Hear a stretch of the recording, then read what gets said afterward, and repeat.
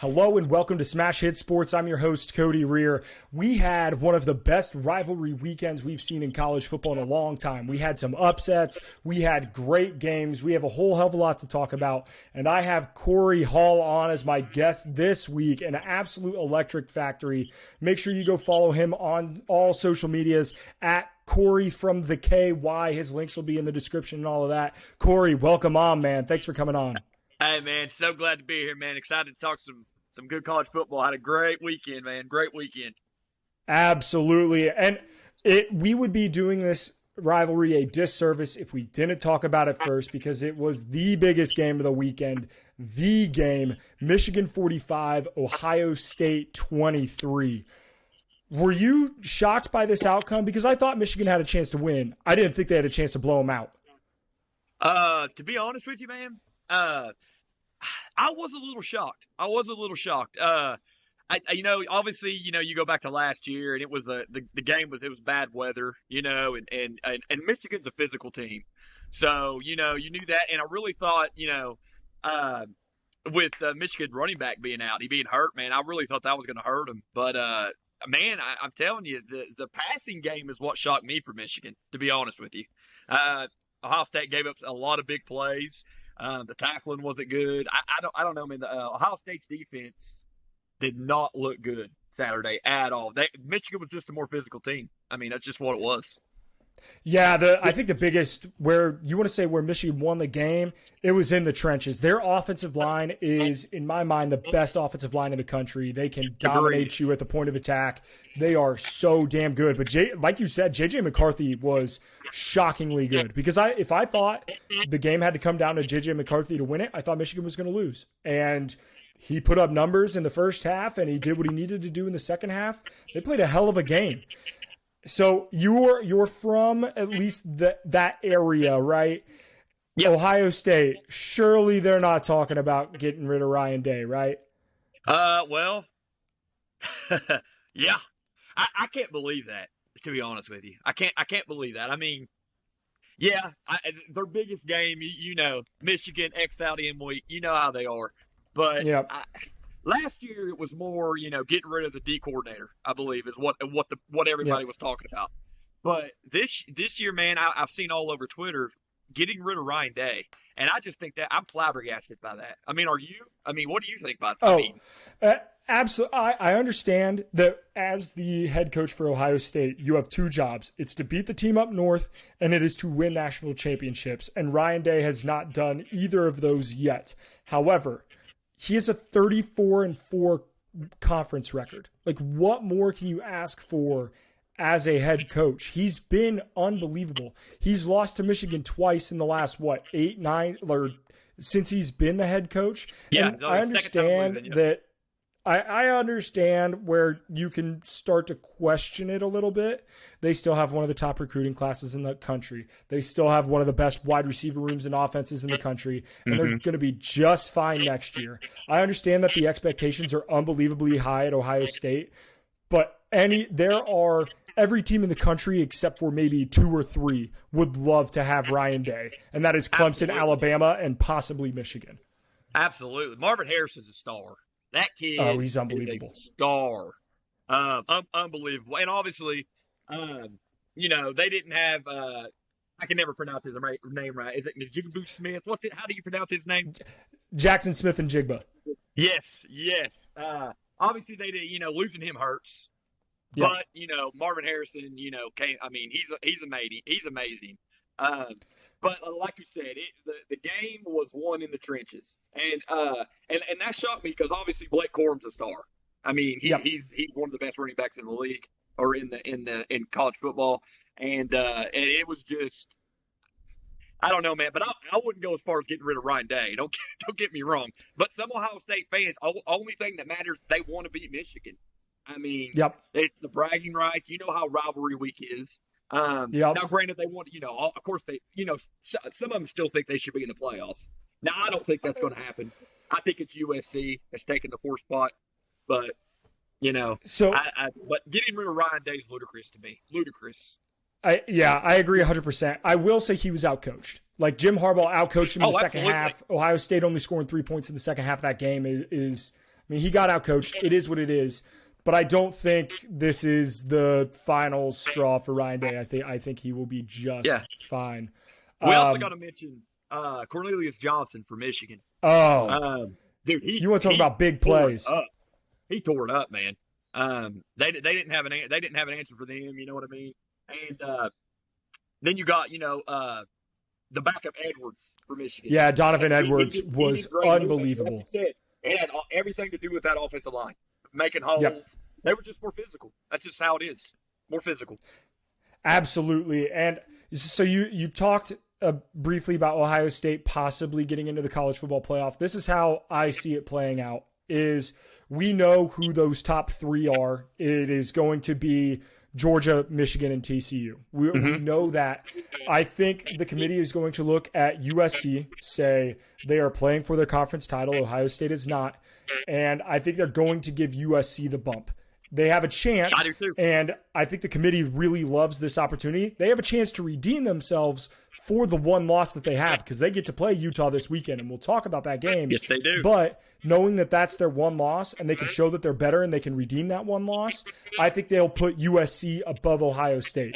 That being said, if TCU drops, if USC drops, I think Ohio State could jump back into the playoff picture. Yep, because I think they'll get in over a 2-loss Alabama. Get beat by Kansas State, but I mean, I don't know. TCU, man, they surprised. I think they've surprised everybody this year. Their offense is explosive. I mean, and everybody always says, the Big 12 don't have defense. You know how that goes. But they could score with anybody, and I love watching them, man. I think. I just Duggan's awesome. I'm a big Duggan guy. Yep. And I don't think they're going to be. And I love Deuce Vaughn too. That's little Mighty Mouse is what I call him. Yeah, he's a player. He's going to be great at the NFL. He really is, man. Yeah, it's TCU's interesting. Obviously, they have Quentin Johnston, who's going to be a first-round pick at wide receiver. They're good across the board, and they smacked Iowa State. It'll be interesting if they play Kansas State well, neutral site. It should make for a very interesting playoff push. But let's talk about another rivalry game because you got that Kentucky in your bio. I've seen your Twitter feed. I know who you pull for. Yes, you sir. are absolutely Big Blue Nation. L's down for sure. Kentucky beat Louisville, and it wasn't the prettiest game in the world, 26-13, but. You got to love beating your rival at home. What are your thoughts on how Kentucky season has played out to this point? Well, let's be real. Years ago, when Stoops started, any Kentucky fan would be lying if they said they wouldn't have been excited going 7-5, because everybody knows Kentucky football was awful. Oh, it was in a bad spot. Now. There's a lot of Kentucky fans, including myself, that's disappointed this year, going 7-5. Started off 4-0, beat Louisville in the swamp. Beat Florida in the swamp, which granted, Florida's not nearly as good as they have been. Hey, now, winning in the swamp's tough. I don't care how good Florida is. Yeah. AR-15 was a big talk this year, and then he ended up, not being as good as advertised, which I still think he's a good quarterback. Don't get me wrong. But Will Levis was banged up all year. And what really hurt us this year, Kentucky's known for the Big Blue Wall. Their offensive line was very inexperienced this year. Very inexperienced. Very young. Had a lot of young guys. They didn't gel well. Levis got sacked 50 times. But Will Levis had a turf toe injury, and he had his non-throwing shoulder was hurt as well, which in correlation didn't allow him to run that much. And that's really where he shines. He's a big physical quarterback. He has a cannon of an arm, an absolute cannon, but he's physical in the run game as well. And I know when it comes to Will, you got these people that, he's not a top 10 pick. He's not a top 15 pick. I get you. He did not have the best year. We can all sit here and say that, okay? But I believe where they get it's his attributes, okay? He's a physical. He has a cannon. He's smart, and he can run. But I'll tell you what, losing to Vanderbilt was terrible. Yep. Was terrible. losing to South Carolina, who we've owned the last 7 years. Which, granted, South Carolina's came on the last couple. They've bounced back. They've bounced back. You know what I mean? You can't really hate there. And to be honest with you, Kentucky played great against Georgia defensively. Played great against Georgia. Yep. Brad White's probably gone this year. I'm going to go ahead and say that. I think he's going to get a coaching job, which is the defensive coordinator. He should. That Kentucky defense has been great. I do think that. Yeah, and Kentucky has a lot to be proud of. Obviously, 7-5 isn't what you look for when you have a first-round talent quarterback. I think I'm a little bit lower on Will Levis than you are. I like him. I do think he has a lot of great attributes, but I do think he has a lot to adjust to at the NFL level. He does. And if I'm a team who's looking for a quarterback who's still good, like like an Indianapolis Colts, right? Like they're a good team, but they're not going to be picking in that top 10, top 5 picks. I'm absolutely looking to see if I can grab Will Levis because he's a guy that if you put him behind a good offensive line, give him some weapons and give him some time to develop, he has all of the attributes to be a great NFL talent. So absolutely. It'll be interesting to see. But I do not think Will Levis is a quarterback to just throw in to start off the bat. I do not think that. I think he does need to sit and learn a playbook and sit behind a veteran, just like you were saying, like Matt Ryan, for example. I'm not one of those Kentucky fans who said, "Oh, number 2 pick, let him go." No, he's got to take some time, and you cannot throw him in the fire. I don't think he's that like Bryce Young or C.J. Stroud. I think they're better. So, I don't think he goes top 10. I do think he'll go in the first round though. I do think that because there's a lot of quarterback needy teams. Yep. And that's the way it is in the NFL. You are not wrong there. Yeah. This is a significantly better quarterback class than last year too. Absolutely. Let's move on to another SEC rivalry game. One of my favorite ones, incredibly heated on the internet, and I love a good in-state rivalry. Mississippi State, Ole Miss, the Egg Bowl, Thanksgiving night. Ole Miss, to end the year, lost 4 out of their last 5 games. Yes, they did. Is that why Kiffin didn't get the Auburn job? Because I think it might be. Did you see some of his trolling on that reporter on Twitter? That poor dude, he's just getting roasted on Twitter. Oh, my goodness. I love Lane Kiffin. I'm a big Lane Kiffin guy just because he cracks me up, man. Which everybody knows now if you have it. Hugh Freeze is getting a job at Auburn. They're giving him a second. Hugh Freeze is getting a second chance. But man, you know what? Starting the year off, man. Obviously, Kentucky went down there and played Ole Miss and got it was a good game. But honestly, great game. Lane Kiffin's known for his offense, but they really did struggle down to the end of the stretch, and that's 2 of the best, the biggest personalities in college football. Mike Leach. Absolutely. And it makes it great for the rivalry because Lane Kiffin is very vocal and, adamant, and Mike Leach is just he's one of the most unique characters in all of sports, much less college football. He is just incredibly interesting. Will Rogers didn't play great for Mississippi State, but their defense got the job done. They played well. All in all, a good rivalry. Do you have anything else on that game at all? I mean, it was good. It wasn't like everybody knows Mike Leach's run game is the screen passes and short passing. He doesn't really have a run game there. I mean, that's just that's just that spread offense he has. I mean, not really. Honestly, that's always an exciting game just because they hate each other so much. Oh yes. And then a couple years ago they had that peeing on the Elijah Moore, the dog pissing. That was awesome. Something. Honestly, I didn't get too excited about. I mean, of course I watched it because I always watch the Egg Bowl, but I wasn't too excited about that game. Honestly, man, the real story to me was Lane Kiffin going to Auburn without even being offered the job, which didn't make sense to me. But I'm glad he's staying put. I think he signed a contract now, hasn't he? Yeah, I haven't seen that, but that absolutely could be the case. If he doesn't leave for Auburn, I don't think he should leave. I don't think there's a job in college football. I was looking on. They've hired Hugh Freeze. They're about to hire Hugh Freeze. Yeah, I just did see that he signed the extension to Ole Miss. Yeah, but it's coming. I'll have to look at that. I've seen something about it, but that's not a guarantee. But I did see something about him signing an extension with Ole Miss. Yeah, so. I think it's coming for sure. Another one of my favorite rivalry games, another in-state rivalry, but it's two different conferences, Florida State and Florida. And the start of these two teams, both of these teams started hot. Florida started with a great win against Utah in the Swamp, and Florida State started with that incredible win in the Dome against LSU.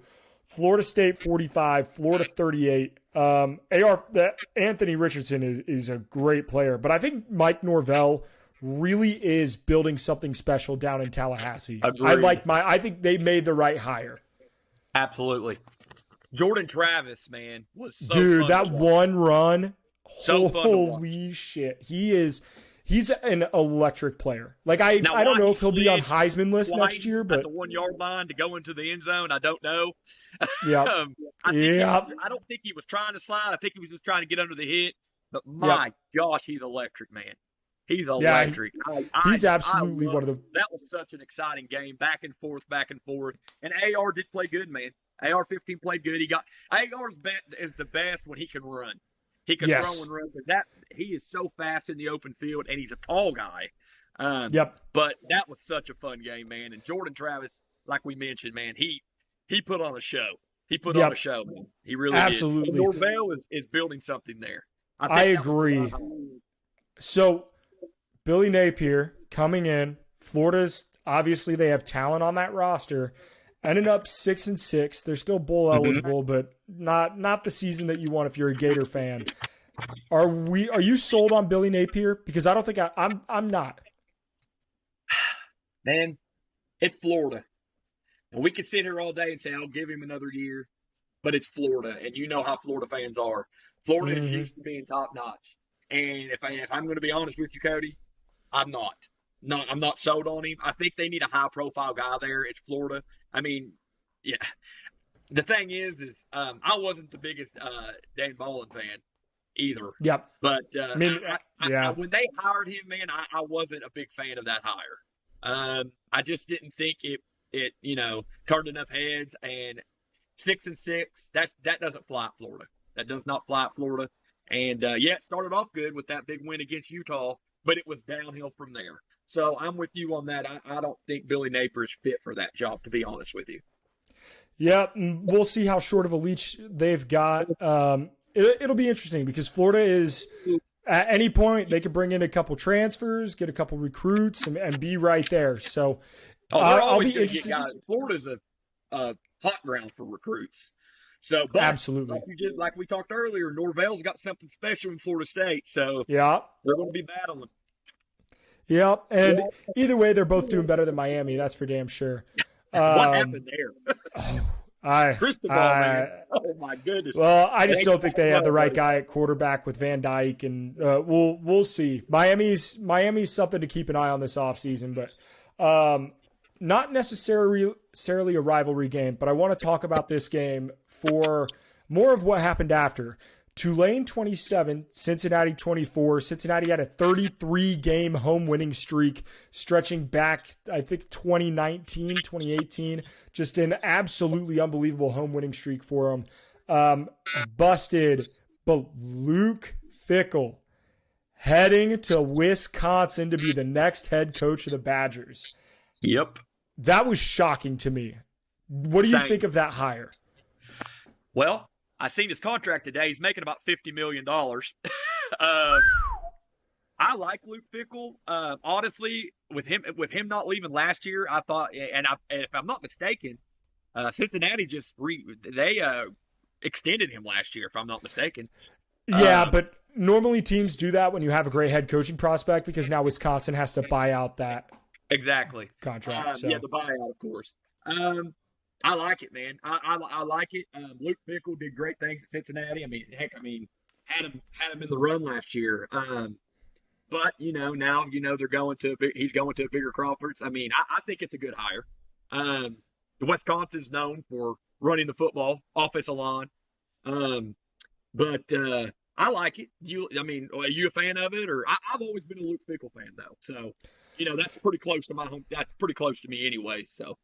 Yeah, I'm from that area. I actually had a brother-in-law who played for the University of Cincinnati under Luke Fickell, and I think he is one of the best coaches in the sport. I don't think there will be a hire in this hiring cycle that will be better than Luke Fickell to Wisconsin. I think that immediately puts Wisconsin in a. That makes them compete in the West? Do you think 100%. that makes them compete in the West? So you think they're, 100%. I immediately think Wisconsin has the best odds to win the West going forward. I think with what they already have talent-wise on that roster, plus looking at the scope of teams around them, nobody in the West scares me. Iowa does not scare me as long as they have Kirk Ferentz. That offense is going to stink. They have no offense. Yeah, so I'm going to be honest, I'm not really concerned about the other teams, and I think Fick is going to do a hell of a job. I really do. He is going to be one hell of a head coach there. It'll be interesting to see what Cincinnati does because they're a program that has done a lot of winning over the last several years. They have a history of winning, and they're moving to the Big 12. So I would imagine that's got to be a pretty desirable job, to be honest. Absolutely. I'm wondering, if you had to choose right now, who do you think some of their top 2 or 3 prospects would be at the coaching position? I'm going to be honest. I don't love this, but I think you have to talk to Scott Frost. That's so funny you say that. 'Cause that was the first name that came to my mind. I don't love it, but I think it's absolutely a possibility. One that I would love to see just from I love this guy as a coach, and I don't know if he's ready for a Power 5 gig yet, but if you got Garrett Riley, the offensive coordinator from TCU, that offense has tore everybody up this season. It's Lincoln Riley's brother. If UC got him, that would be an incredibly fun team to watch. That would be, man, because that absolutely, and not to mention that high flying offense stays in the Big 12. Yep. And going back to Luke Fickell, he's a good recruiter too. So absolutely, you're right, man. He's going to do a hell of a job at Wisconsin. That's the best hire that you'll see this year, I think. Yep, I agree 100%. Absolutely. And they congrats to Wisconsin on that one. That's all I got to say. For sure. And good. Out of all of the fans that I interact with on Twitter and TikTok and Instagram and all that, one of my favorites are Wisconsin fans. So I'm glad they got themselves a good coach. Going on to my favorite team, I got to talk about them, even though they lost. USC 38, Notre Dame 27. Tough loss for my Irish. But USC, let's talk about them first. They're the winners. They deserve to be talked about first. Caleb Williams, holy shit, the Heisman winner. Absolutely. He's got to be, right? There's no ifs, ands, or buts about it. He's the Heisman winner. Yeah, I don't think, even if they drop to Utah, I don't think there's any way that you could leverage anybody else in that spot. I mean, he has just been unbelievable. Yeah, that's half the job. You got to get that flex, that picture out there on the internet. But absolutely, he looked damn good. Absolutely dominated Notre Dame on the ground and through the air. That a Notre Dame defense that held Ohio State to less points than what USC scored. I mean, this is a Notre Dame team that really came on strong towards the end of the year. They had won 5 straight games, knocked off Clemson. Obviously this isn't the top 5 Notre Dame that was at the start of the year, which I'm a Notre Dame fan. They never should have been top 5, but this is still a great win for USC. And I understand a lot of people saying, oh, the Pac-12 sucks. The Pac-12 does not suck this year. If you look around the Pac-12 as a whole, like Utah is ranked. Washington is 10-2. UCLA has 3 losses. Oregon has 3 losses. These are a lot of damn good teams, and USC has a chance that you win and you're in. Neutral site game against the team that beat you before. It should be absolutely electric. Absolutely. Caleb Williams versus Cam Rising should be a good game. Caleb Williams, what do you have? 3 rushing touchdowns? Yep. I will say this though, man, about Notre Dame. Y'all got a great young coach. I really like him. As a Notre Dame fan, what is your outlook with him? So there's two sides to every coin, right? We lost two of the worst games that I've seen in the 21st century for Notre Dame. At home to Marshall, and then at home to Stanford, who, quite frankly, was abysmal this year. They were the bottom of the Pac-12. You look on the other side of the coin, you had a coach in his first year knock off a top 5 team. So, and you played with Ohio State, you played with USC. I am very, very happy with the hire. Obviously, 8-4 isn't the year that I wanted, but we beat a Syracuse team that was ranked. We beat a BYU team that was ranked. Like, there are some good wins that I'm really happy with. So I will choose to look at the good wins and instead of some of the bad losses and say, you know what, first year head coach, I can live with that. I'm excited for Marcus Freeman. So same brother-in-law that played for UC, right? Out of all his coaches on that staff, Marcus Freeman was one of his favorites. He told me when Notre Dame hired him as a defensive coordinator, he said that's the best hire they've made in the last 20 years. And you know what? He might be right. Notre Dame's currently sitting with an incredible recruiting class. We just got a 4-star quarterback commit from flip from Pitt to Tennessee. I'm excited as a Notre Dame fan. I feel like, this isn't obviously 8 wins is not the standard at Notre Dame, but for first-year head coach and a new quarterback and the injuries that we had, I'll take it. And I think he's kind of more on the opposite spectrum than Brian Kelly was. I feel like Marcus Freeman's more of a player's coach. 100%. Yeah, I just I thought it was a good hire. My cousin is a big Notre Dame fan. Head coach of Frederick Douglass here at high school, one of the biggest 6A high schools here. Played for Marshall, started all 4 years. He's a big Notre Dame fan, and he was ecstatic about the Marcus Freeman hire. And of course, Notre Dame hired within, which doesn't surprise me. But I'm really, really excited about Notre Dame. And don't even get me started on Michael Mayer, man. That kid is a stud, and I believe he's from Kentucky, if I'm not mistaken. Yep. He is going to be a special player at the next level. It sucks that I probably watched my last game of him in a Notre Dame uniform this weekend. Hope the Bengals get him. I will take it. Hey, don't tease me like that, man. That would be incredible. Another Notre Dame tight end, little shades of Tyler Eifert running that back. Yeah. Oh, mate, I would not be opposed. Don't get me wrong. I love Tyler Eifert. That's true. But damn. But yeah, I'm excited for Notre Dame, and I think they made the right hire. It'll be interesting to see what bowl game they get. But looking at we got to talk about some upsets because we had some upsets this weekend. Obviously, Michigan was an upset against Ohio State, but that was going to be a good game. Let's talk about a dog shit Texas A&M team upsetting LSU. And I tell you what, I made a video 2 weeks ago saying USC should be ranked over LSU. LSU is fraudulent. Like, LSU doesn't deserve that. Like, just watch out. They're a ticking time bomb. I thought they would get the doors blown off of them by Georgia. They got beat by 15 by Texas A&M. The Aggies. Terrible. Awful. We were talking about firing Jimbo Fisher and his buyout's $95 million. Yeah, no one's buying that out. I can tell you that right now. And I'm not a Jimbo Fisher fan. Let me get to that. I'm not. Yeah. I've never been a Jimbo Fisher fan. I actually think LSU's quarterback he's hurt. I think he was in a walking boot after the fact. So I don't know if he's going to play.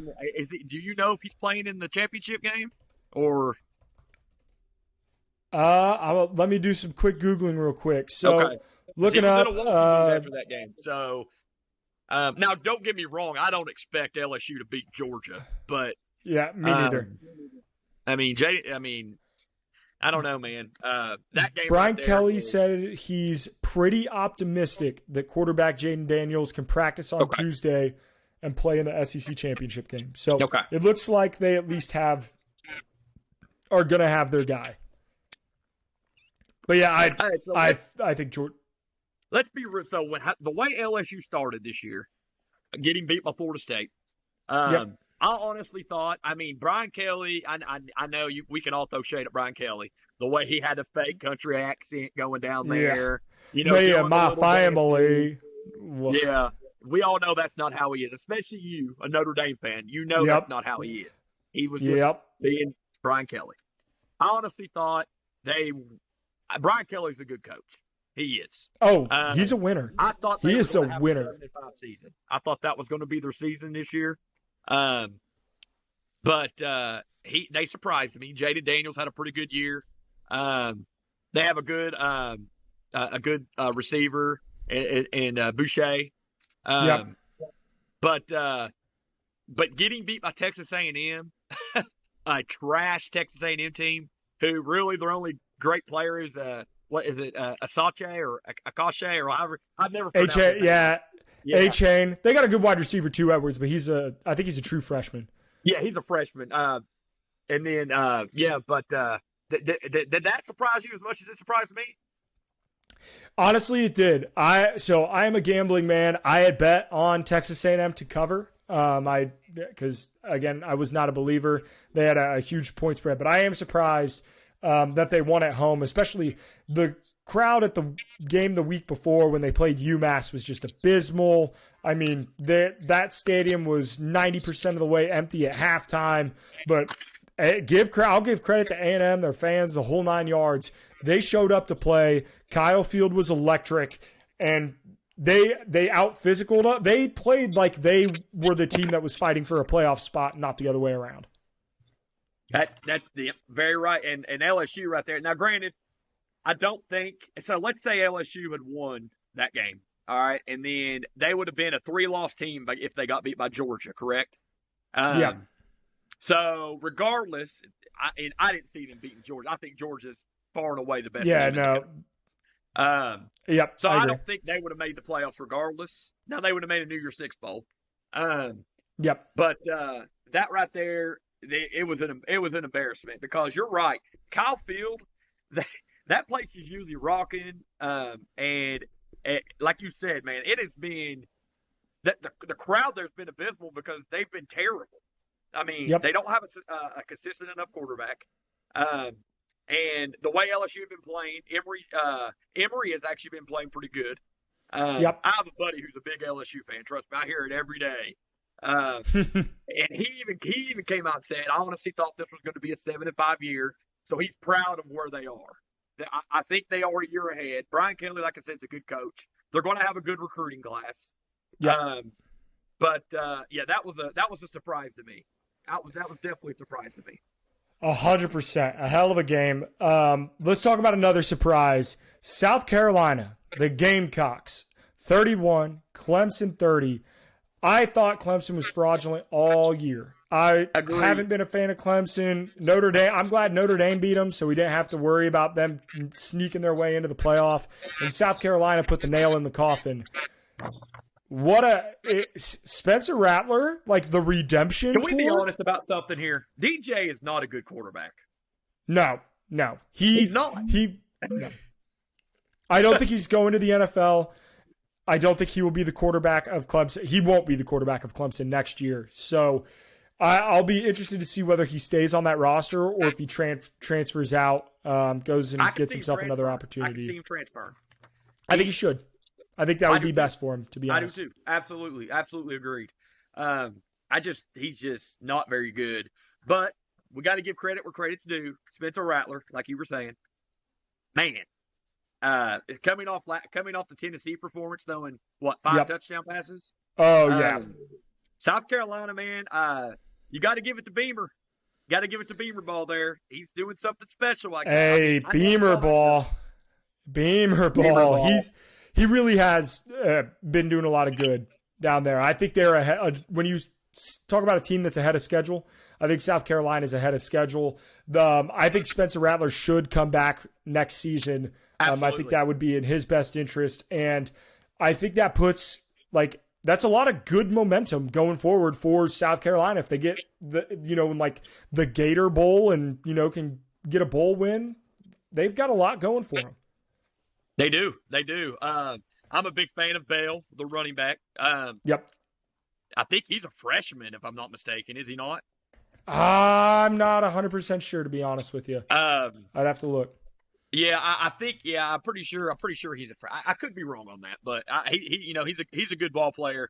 But overall, man, I honestly, I'd actually that on what about 2 minutes to go, they South Carolina was going to punt the ball, and I was like, let's see what DJ can do. You know what I mean? Because I haven't been a fan of DJ all year. And, yep. And then of course, what ended up happening on that punt? They had a punt, then they ended up getting the ball. Yeah, it's a muff and all sorts of weird shit happened. Yeah, but they ended up getting the ball back, and like it ended the game. I don't know. It's one of those where like Clemson they just choked, and that's kind of what they've done against good competition this year. Absolutely. Yeah, Rattler threw for 362. Yeah. That was one thing I wanted to write down there because, as we all know, Spencer Rattler, everybody had high hope for him. Well, starting off last year, everybody had high hopes for him. He was he had the NIL, he was the Heisman front runner, and then Caleb Williams took his job because he was awful. Then he transferred to South Carolina. Didn't really have the best start there. I think they ended up he started terribly, like a grad transfer as the quarterback. Yeah, he started terribly. He started awful, and then man, you got to give it to him. He came on strong at the end there. That's some toughness. I mean, that takes grit. It ain't easy to do. Been through. So absolutely. Yeah, I like where that program's going, and I'm not a South Carolina fan. Don't get me wrong, because we've had big time. That's basically where we have compared Kentucky with the last few years is South Carolina. And we've owned them, and they owned us this year. Granted, Will Levis was out, but they beat us pretty handily at Kroger Field. So, yep, absolutely. I'm just gonna briefly say for the Iron Bowl, I'm sad that I'm not going to get to watch any more Bryce Young in college football. Me too. I think he deserved better. He's a hell of a player. Sucks that we didn't get to see him play a ton of meaningful football down the end. But yeah, I'm gonna miss watch. Is Will Anderson a sophomore or junior? No, he's gone. He's junior. He's gone. Man, I'm gonna miss him too. And I want to give a shout out to somebody who I thought was electric this year was Gibbs. Jahmyr Gibbs. From Georgia Tech. Man, what a player, man. Yeah, I think he's going to be. I think he's actually projected one of the first running backs. Him and Bijan Robinson, I believe. Yeah, two of the top running backs to be going to be. And he's electric out of the backfield. So yeah, he's going to make an NFL team very happy at some point. Absolutely. For sure. Another upset. I didn't get to watch this game, but Oregon State 38, Oregon 34. The Beavers put it to Oregon, and Bo Nix does what Bo Nix does best, and that is blow games on the road. Road Bo Nix and home Bo Nix are just two completely different dudes. So, he was in the Heisman talk. Bo Nix was, and he choked. You can't go on the road and get beat by Oregon State. I mean, let's be real. Yep, you're 100% right. Yeah, can't do that. Let's talk about a game I did see, though. Absolutely electric factory. Washington State. Michael Penix Jr. is that fucking dude. 25 for 43, 485 yards, 3 touchdowns passing, and a receiving touchdown. Just what an electric, or a rushing touchdown? Was it rushing or receiving? 2 rushing touchdowns. I think it was a rushing touchdown. Yep, they're counting it as a rushing touchdown. So he's that's what I wrote down in big numbers here. 485 yards, 3 touchdowns, and of course they have studs in McMillan and Nduzie as the receivers. But Penix, man. Oh. If you would have told Indiana fans that this is what was coming for Michael Penix, they would be so damn pissed. Oh, they would be so pissed. They would be so mad, man. Because I don't think they got that Michael Penix. No. He has been nothing short of electric. I don't think that he will be invited to New York for the Heisman ceremony. I don't either. I think he should. I legitimately believe that he should. When you look at like statistically, where he is like passing wise, he's been unbelievable. He leads the country in passing yards. Like he has more than Drake May. He has more than Caleb Williams. He has more than Sam Hartman at Wake. He has 1,000 more than CJ Stroud. He only has 7 interceptions, which when you look at those top guys, Caleb Williams has 3, but he only has 7 interceptions. Like he has had himself just an unbelievable season. How many touchdowns does he have this year, throwing wise? 29. 29 and 7. Yeah. I mean, that is a hell of a season. If I'm a team that needs a quarterback in like the near future, like not next year, but if I'm an NFL team and I'm like, Tom Brady might retire soon or Aaron Rodgers might retire soon, I would spend a second round pick on Michael Penix. I mean, absolutely. The dude can sling it. Sling it. He's I think he's a more we were talking about Will Levis earlier. I think he's more accurate than Will Levis. He's got a cannon. Yep. And I'm with you, man. I think he's going to make a team very happy. Now, I don't think he's a first-round draft pick. No, I agree. Second or third round, that's a steal in my book. For a quarterback-needy team that maybe could sit him for a year or two, that's a good team. Now, correct me if I'm wrong. If Washington State would have won that game, wouldn't it have been Oregon playing instead of Utah? I believe so. I think. Yeah, I think that's how it was set up. If Washington got beat, Oregon would played, and Utah would have been sitting out. But Washington ended up winning. So yep. Which I would rather would have. I like Cam Rising. I do like Cam Rising. So I'm excited to see that matchup because USC got beat by Utah. So yep. I love a good rematch, and let's talk about it because that's one of the first conference championship games up. It is a Friday night football game, 8 p.m. Yes, Pac-12 after dark should be incredible. USC is a 2.5-point favorite. Corey, who do you like to win this game? I'm going to be honest with you. I am on the USC train right now. I've watched the last few USC games, and Caleb Williams, man, is that dude. Okay, he is that dude. Lincoln Riley is a offensive magician. So I think it's going to be a good game. I do because Utah's no scrub. No. Like I said earlier, I'm a big Cam Rising guy. I think Cam Rising shows a lot of potential. But if you gave me money to bet on it, I would be going with USC. What about you? Yeah, I'm also taking USC minus 2.5. I don't think is enough. When this team first played, right, came down to the wire. Utah went for 2 to win the game. They did. Yep.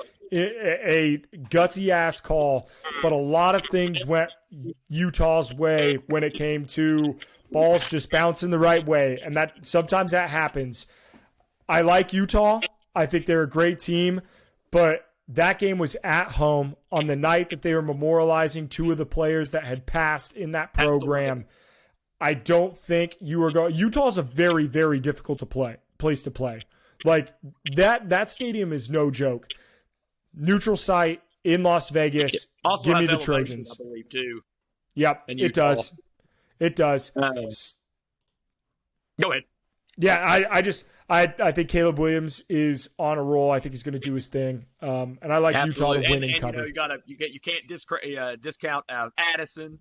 Yeah, great receiver. Addison Jones. Addison came from Pittsburgh, if I'm not mistaken. The Blitnikoff winner last year. Overall talent, USC takes that. I do think it's going to, and like you said, neutral site game. Honestly, if I had to choose, I would probably. If you gave me 10 points in USC, I'd take it. So I'm pretty confident. I'm pretty confident. There we go. Yep. There we go. Let's move on to some of these smaller conference games real quick. North Texas UTSA. I think the Roadrunners got that Absolutely. one in the bag. They've had an incredible year. They're fun to watch. They're fun to watch. Yeah, and they're well coached. They are. Like they are a very well coached football team. Let's talk Big 12 championship. Early Saturday noon slate. Kansas State at TCU. Where's this? Is this a neutral site game? I believe so. Big 12's neutral It site. should be. Yeah, Big 12 neutral. Where's that game? Yeah. So, Yeah. where's it played? Is it playing Jerry World? Jerry World. So that's what I thought. They're playing the Jerry World. Yeah. Yep. Should be a great game. TCU is a 2.5-point favorite. I think TCU gets the job done. I do too. And I understand that the haters are there. They're loud. They have reason. That being said, something about this team just gives me the vibes that they're just going to keep doing what they do, and that's putting up a shit ton of points. Absolutely. And they got that trippy horned frog thing they do now. Yeah. I think it's going to be a good game. Like I said earlier, I'm a big Deuce Vaughn Duggan fan. They've had a great year. Yep. Well, yeah, Duggan obviously for TCU, but I think I think TCU is a team of destiny this year. Coming out of the year, starting the year, I don't think anybody had TCU on their radar. I don't know if you did. I certainly did. So I was very adamant about TCU's win total. It was one of my favorite bets of the season. Over 6.5 wins. I thought they would get 8. I thought for sure they would get 8. I did not think they were going to get 12. They got 12. Yeah. No, I was high on them. I was not this high. They blew my expectations out of the water. They are so exciting to watch, man. They can put up points in bunches. Absolutely. And like I told you earlier for getting on the podcast, I'm a big DFS guy. And I would be lying if I didn't say I played Max Duggan probably 10 times this year in a slate. I mean, he always got the job done. Always got the job done. I think TCU wins that game. I do think it'll be close because I do think Kansas State's a good football team. Mighty Mouse back there, Deuce Vaughn as a hell of a player. And I just think TCU will win it and get into the playoffs as a 3 seed. I agree. MAC championship is Toledo at Ohio. I think Toledo wins this one. I do too, but I'm rooting for Ohio. Okay, fair enough. I'm rooting for Ohio. Fair enough. Go Bobcats. Go Bobcats. I'm rooting for Toledo because I am heavily invested in Toledo to win that conference. Well, in that case, Cody, I hope you win money, buddy. There we go. There we go. Coastal Carolina is a 10.5-point underdog at Troy for the Sun Belt. It'll be interesting. Grayson McCall has been out since November 3rd with a foot injury. If he plays, I like Coastal. I do too. If he's out, I'll take Troy. I have kind of an investment in Troy because they hired a Kentucky assistant. That's fair. But if Coastal Carolina's quarterback is back and he is 80%, 90%, I don't think he'll be 100%, but he changes that team. So, because before he went out, Coastal Carolina, if I'm not mistaken, was in the top 25. I don't know if they still are. Yeah. They were. If not, they were close. They were close. But that's going to be a damn good game. Honestly, man, if he plays, I would probably go Coastal Carolina if he plays. Yep, absolutely. Let's do. We're going to skip the SEC championship, but we're going to go until we're going to save that one for last. Save the best for last, right? Yeah, absolutely. Fresno State, Boise State for the Mountain West. I love Jake Haener. Fresno State, I think, is the best team in this conference. I think Jake Haener wins this game. He is an incredible quarterback. He is absolutely slept on. He got hurt earlier in the season. With him healthy, I absolutely love Fresno State to win. Agreed. By the way, a little insider info. Watch for the Boise State quarterback to transfer to Kentucky. Ooh. I love that. Yep. I love that. Clip that. We're going to come back to this podcast when that happens, and we're going to see it. Yep. Boise State's quarterback. I'm not upset with McNamara either because he's transferring from Michigan. So, yeah, I just have a hunch that he is going to be. I think he's going to stay in the Big Ten, but where do you think he goes? Damn. I think he goes to Wisconsin. Okay, you think Luke Fickell brings him in? I think Fickell brings him in. I like that. Mertz is out. Yeah, I think he ends up in Wisconsin, but it'll be interesting. It'll really be interesting for sure. Let's do the American Conference, Central Florida, Tulane. I'm going to take Tulane in this one. This is a home game for Tulane. It's not neutral site. Their offense has been great. Their coach has been great. I'm high on Tulane. Absolutely. I think they what was their rushing against Cincy? They ran all over them, didn't they? Yeah, they ran all over them. And the thing, too, is that has been UCF's downfall all year is they can't stop the run. They lost to Navy, and Navy didn't complete a pass. Well, that's in that triple option. Yeah. So give me Tulane in that one. I think they win. I think they cover the 3.5. Absolutely. I take Tulane, too. All right, ACC Championship. Clemson is a 7.5-point favorite against UNC. I want to go ahead and say something right now, okay? May, as a freshman, if he does not win a Heisman, not this year, but I honestly think that he will be a Heisman winner. That kid is special. Now, don't get me wrong. He didn't play the best against North Carolina State. Nope. Of course, you can put it on the kicker all you want, missing that field goal. But yeah. Man, I'm a big May guy, and I'm not a DJ guy at all. Give me UNC. Give me UNC. I'm gonna take UNC on that one. Bold. I like it. I just think from a talent standpoint, I think Clemson is still better. They are. I'm gonna take Clemson to win. But I think UNC covers the 7.5. I think it'll be a tight game. Big Ten and then SEC. Big Ten Championship. Michigan is a 16.5-point favorite in Indianapolis over the Purdue Spoilermakers. No team has wins over top two. No team has more wins over top two opponents as an unranked team than the Purdue Boilermakers. Yep. They spoiled y'all. They beat Ohio State a couple years ago. Yes, they did. Do you think that they have a shot? Absolutely not.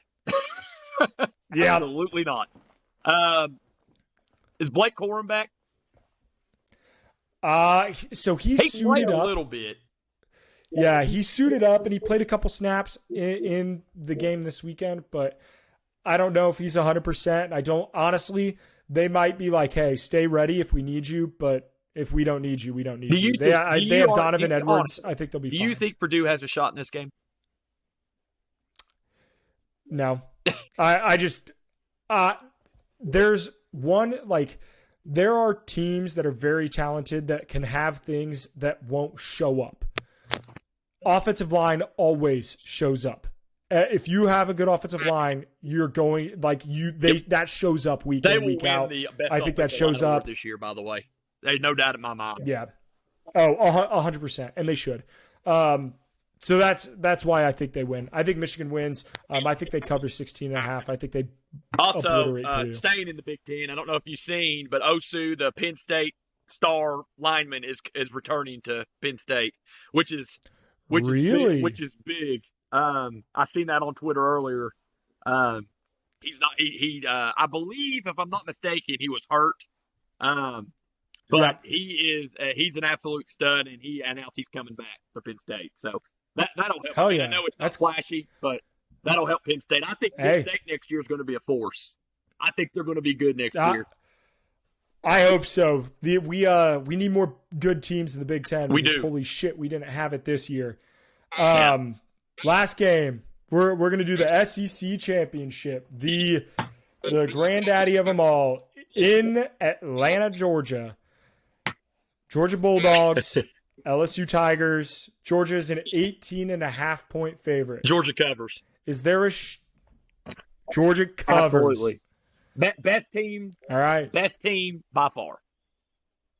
All right. You heard it here first. Michigan's a good team. That's why I said the best team. I just think Georgia, once again, defense travels. Yep. And I cannot talk enough about Stetson Bennett this year. I was not a Stetson Bennett guy. Okay? He proved a lot of people wrong, including me. He's improved a lot. And what's really got me on him is his running ability, too. I did not think he was that athletic. And he just shows up in big games, man. He just shows up in big games. And I just think Georgia kills LSU. Fair enough. I just think it happens. What about you? I think they kill him as well. Corey, before we head out of here, the people need to know, who is your national champion? You have to pick it now. We'll come back to this in January. Who is your national champion? Absolutely. So I'm going to go ahead and say, here's my top 4. Okay. It's going to be Georgia 1, Michigan 2, TCU 3, and I think USC gets the 4th position. I think the Georgia-USC game will be fun to watch. I think Georgia beats USC. I think it's a good game. I think Michigan beats TCU, as much as I hate to say that. I really want TCU to win, but I just don't. Michigan's, like you said, offensive line. And I think at the end of it all, Georgia ends up beating Michigan for a repeat. There we go. I appreciate it. We ran a little long, Corey, so we'll save our Bengals talk for next time I have you. We'll have to get you back on for the NFL. Absolutely, man. I appreciate you. You are a hell of a time. Hey, absolutely. And as a fellow Bengals fan, I know we have a lot to root for this season. Joe Burrow, Joe Shiesty. Today, Jamar Chase back this week. I wanted to talk about how I think Samaje Perine can take some of Mixon's snaps. Dude, hey, look, I will say this: don't rush Mixon back. There's no reason to rush Mixon back. Perine has played well. No reason. But lastly, man, I want to appreciate you letting me come on here, Cody. It was I love talking sports, man, and you seem like a great dude. I've been following you for a while. Keep up the good work, man. Hey, and Corey, I appreciate the hell out of you letting me on, man. It was fun. I appreciate the hell out of that. And if you want to talk sports with Corey and myself, Corey is at Corey from the KY on Twitter. You'll see it in the description below. It's on the screen if you're watching the video version of the podcast. You know where you can follow me at Smash Hit Sports everywhere. Subscribe to the podcast. It's the best way to support. And I appreciate you guys. We will see you in the next one.